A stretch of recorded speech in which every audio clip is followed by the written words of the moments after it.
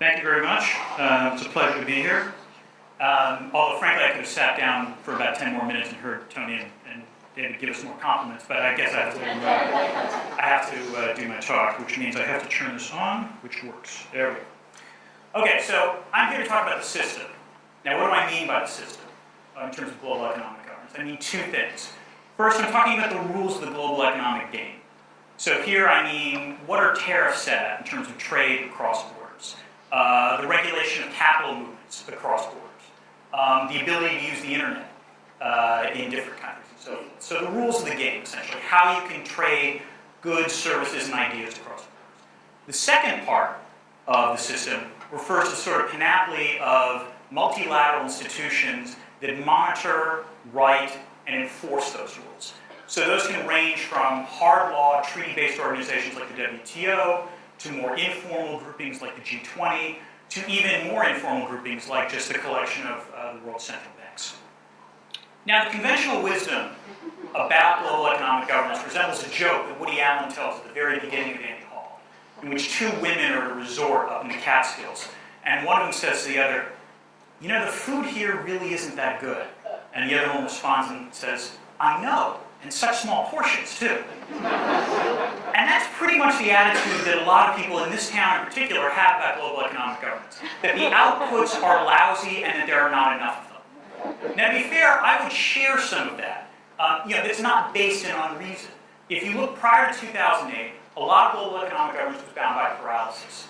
One of the sources of the 2008 financial crisis was rising levels of macroeconomic imbalances. Crudely put, the Chinese were saving way too much, and the United States was spending way too much. The IMF would have been the appropriate place to have a conversation about how to reduce this, except that every time this topic came up with the IMF Executive Board, essentially the Chinese member of that board would veto a further conversation. So as a result, nothing ever got done. And if there's not paralysis, there's sclerosis. We are now in year 14 of the Doha round of World Trade Talks, and there is no end in sight to these trade talks. No one thinks that these things are going to be concluded anytime soon. And indeed, since the WTO has been in existence, there has been no successful conclusion of World Trade Talks. And if you didn't have that, you have stupidity. Part of the reason that the European Union is in such bad straits is because European banks quickly adopted the Basel II set of banking standards. Basel II had the genius idea of letting banks determine the relative value of the collateral they held, without thinking that maybe during a bubble the banks would exaggerate the amount of collateral that they actually, or the value of the collateral that they held. And then finally, if you didn't have that, you had offensiveness. So it began to dawn on members of the G8 prior to the 2008 financial crisis that there were other countries out there, like China and India, that were pretty darn powerful, and maybe they should be brought in. So the idea they came up with in 2007 was to have an opening dinner at which the leaders of China and India and Mexico and so forth came, and they were treated very nicely. And then after that opening dinner, they were sent on their way, and then the actual summit happened. Which kind of reminded me of, like, when I would go to Thanksgiving dinner as a child, and I would have to sit at the kiddie table. That ended when I turned 35. So, furthermore, global economic governance was in trouble prior to 2008. And then 2008 hit. Now, Ben Bernanke likes to talk about how the 2008 financial crisis was the worst in a century. And people might say, well, wait a minute, what about the Great Depression? During the first year of the 2008 financial crisis, it was worse than the Great Depression. So the chart you're seeing, the blue line is what happened after 1929. The red line is what happens after 2008. And as you can see, in terms of both trade and industrial output, the losses were worse in the first 12 months after 2008 than they were in 1929. 2008 was a bigger economic shock by far. And there have been a whole raft of books written since then. This didn't take long to search on Amazon, all of which arguing not only that the system was in trouble before 2008, but the system is really screwed now, that everything is broken, all is lost. And part of the reason for this, the arguments they tend to make, is that first, we're operating in a power transition. That much like the interwar period where the United States supplanted the United Kingdom as the leading financial power, we're now operating in a world where China is, by one measure, a larger economy than the United States, and by other measures is rapidly catching up. And so as a result, a lot of people said during the interwar period, the reason the Great Depression was the Great Depression is that the United Kingdom was willing but unable to supply the necessary global public goods. And the United States was able but unwilling. People make the same parallel now between the United States and China. A newer argument is that, frankly, power ain't what it used to be. That essentially we now operate in a world where someone like Julian Assange, or Bill Gates has more influence than, let's say, the President of the United States or the President of the European Central Bank. And so you combine power transition and power diffusion, and you get really bad outcomes. So essentially, the book that I just wrote that came out in June argues that the last 3 minutes of what I said is just flat out wrong. That in essence, the system works surprisingly well, given the initial shock. And indeed, part of the reason I wrote this book was that I was one of those people in 2008 that really did think we were screwed. And as a result, I was genuinely surprised that the system proved to be as resilient as it did. Now, I can say that, how do you believe me?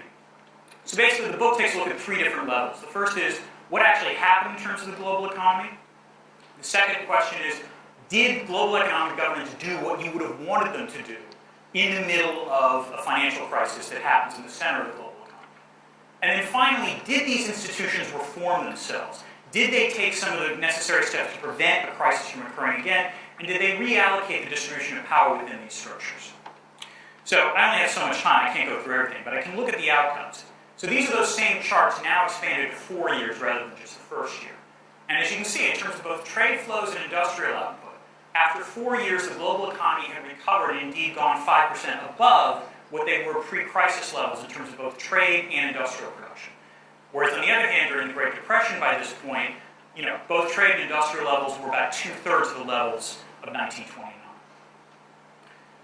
In turn, you might say, well, yeah, Professor Drezner, but I read that Piketty book, or at least I bought that Piketty book. And I know that this all just goes to the top 1%. Not true. By the UN Human Development Indicators, in fact, the last decade has actually been far more poverty-reducing among the poorest of the poor than what we would consider to be the boom times of the 90s, and that's what that chart shows. Okay, well, what about policy outputs? Maybe the economy recovered in spite rather than because of what governments did. In the case of Europe, that is certainly true. But if you take a look at what you're supposed to do in the middle of a recession, Great Recession, you're supposed to do 2 things. First, governments have to provide some kind of liquidity to make sure that banks stop continue to lend. And that's the one thing that even critics of the post-2008 period acknowledge happened. The second thing you want to make sure is that there is a market for distressed goods. You want to make sure that countries, particularly large economies, do not close off their markets. Because if that triggers a trade war, that's how a downturn metastasizes into a depression. And as this chart shows, if you take a look at tariff rates actually continued to fall after 2008. They didn't go up.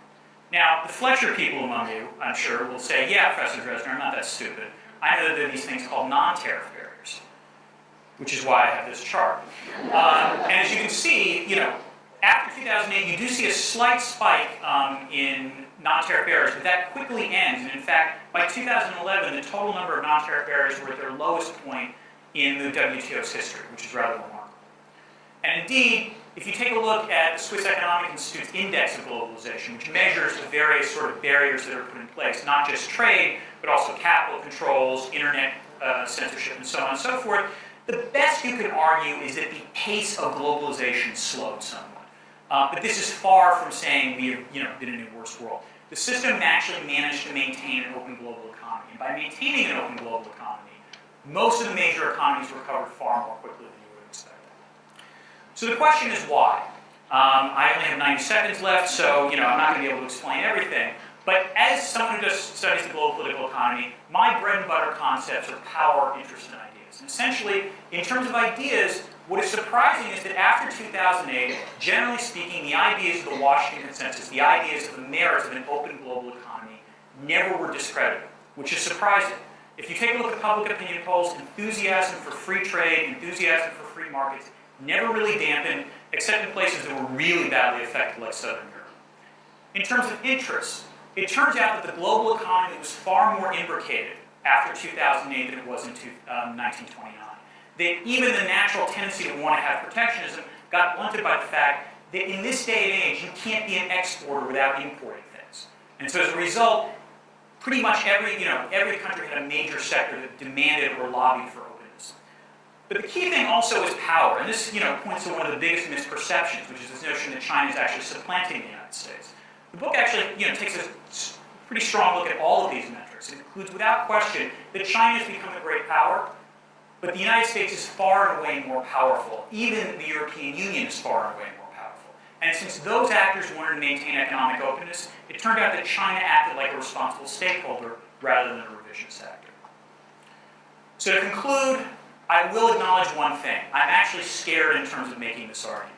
Because essentially what I'm doing is making an optimistic case. I'm saying, you know, if I, as someone who's Jewish, if I was writing this book only for Jews, the title would have been, it could have been so much worse. But